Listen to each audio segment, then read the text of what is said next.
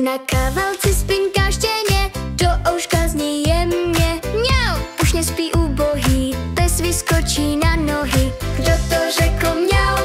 Štěně štěká hav, hledá čichá v tom horku. Mňau, zní na dvorku.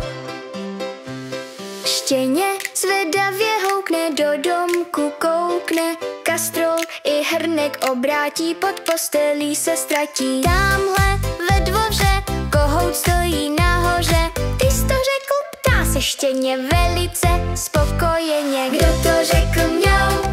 Štěně štěká hav, kohout pod žebříkem třese žebínkem. Nedíky kikiriki. Pod schody zašustí, štěně hrabe listí. Zvedne se mu obočí, myška z díry vyskočí. Pí, pí, pí, já mám strach, někdo mňouká.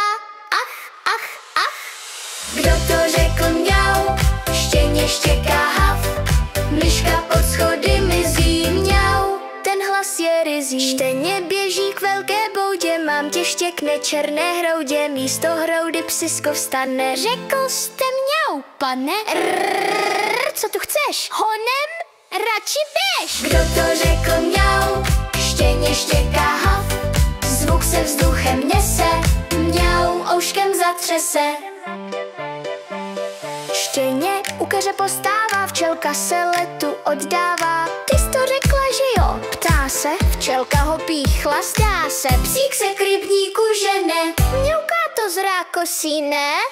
Ve vodě plave ryba, mlčí, jak to tak bývá. Žába kvákne, kvá, to bylo snad mňau. Kdo to řekl mňau? Štěně štěká hav, žába směje se a kváká. Plavání tě už neláká?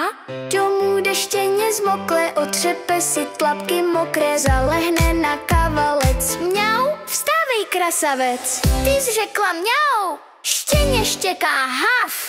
Kotě ještě mňoukne, na štěně koukne. Štěně ospale zazývá, neznalost byla tíživá. Teď už vím, kdo řekl mňau. Chci zaspát, tak čau.